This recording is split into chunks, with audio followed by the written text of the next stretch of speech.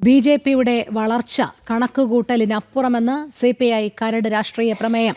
ബി.ജെ.പിയെ നേരിടാൻ വിശാല ഇടതുപക്ഷ ഐക്യം വേണമെന്നും ആലപ്പുഴയിൽ നടക്കുന്ന സംസ്ഥാന സമ്മേളനത്തിൽ അവതരിപ്പിച്ച കരട് രാഷ്ട്രീയ പ്രമേയത്തിൽ CPI ആവശ്യപ്പെട്ടു. സ്വയം നവീകരണം പാർട്ടിക്ക് വേണം, അവസരവാദ സഖ്യങ്ങൾ ഗുണം ചെയ്യില്ലെന്നും രാഷ്ട്രീയ പ്രമേയത്തിൽ വിലയിരുത്തൽ. സുധീഷ് ഗോപാൽ ചേരുന്നു. സുധീഷ്, CPI രാഷ്ട്രീയ പ്രമേയത്തിൽ എന്തെല്ലാം കാര്യങ്ങളാണ് പറയുന്നത്?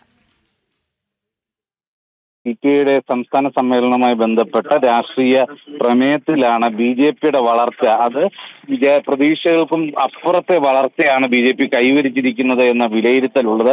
അതിനെ നേരിടാൻ തന്ത്രപരമായ ഒരു സഖ്യം ഉണ്ടാക്കണം, അത് ഇടതുപക്ഷ ഐക്യം രൂപപ്പെടുത്തണം എന്ന ആവശ്യമാണ് ഉന്നയിക്കുന്നത്. ഐക്യം തന്ത്രപരമായ അനിവാര്യതയാണെന്നും വിലയിരുത്തി. അധികാരം ഉപയോഗിച്ച് സമഗ്ര മേഖലയിലും ബി.ജെ.പി കടന്നുകൂടുകയാണെന്ന് വിമർശിക്കുമ്പോൾ തന്നെ ബി.ജെ.പി ജനങ്ങൾക്കിടയിൽ വലിയ രീതിയിലുള്ള സ്വാധീനം നേടിയിട്ടുണ്ട്, ജനങ്ങളുടെ വിശ്വാസം നേടിയിട്ടുണ്ട് എന്ന വിലയിരുത്തലും അവർ പങ്കുവെക്കുന്നു.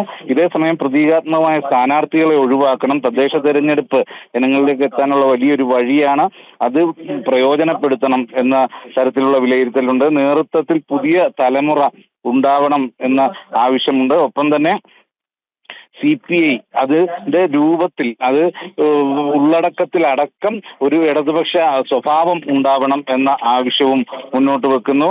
അതോടൊപ്പം തന്നെയാണ് ഐക്യം തെരഞ്ഞെടുപ്പ് സമയത്തെ ചില ഐക്യങ്ങളും അവസരവാദ സഖ്യങ്ങളും ഒഴിവാക്കണം എന്ന ഒരു നിർദ്ദേശവും മുന്നോട്ട് വെക്കുന്നു. ഇത്തരത്തിൽ സമഗ്ര മേഖലയുമായും ബന്ധപ്പെട്ട കാര്യങ്ങൾ വിലയിരുത്തിയുള്ള ഒരു പ്രമേയമാണ് രാഷ്ട്രീയ പ്രമേയമായി സംസ്ഥാന സമ്മേളനത്തിൽ അവതരിപ്പിക്കുന്നത്. അതേ സാഹചര്യത്തിൽ തന്നെയാണ് അതിൽ ബി.ജെ.പിയുടെ വളർച്ചയെ കൃത്യമായി തന്നെ വിലയിരുത്തിക്കൊണ്ട് ജനങ്ങൾക്കിടയിൽ ബി.ജെ.പിക്കുള്ള സ്വാധീനവും വിശ്വാസവും അതിനെ മറികടക്കുന്നതിന് ഉതകുന്ന രാഷ്ട്രീയ തന്ത്രങ്ങൾ വേണമെന്ന നിർദ്ദേശം കൂടിയാണ് ഈ രാഷ്ട്രീയ പ്രമേയത്തിലുള്ളത്. സുധീഷ് ഗോപാലാണ് വിവരങ്ങൾ നൽകിയത്.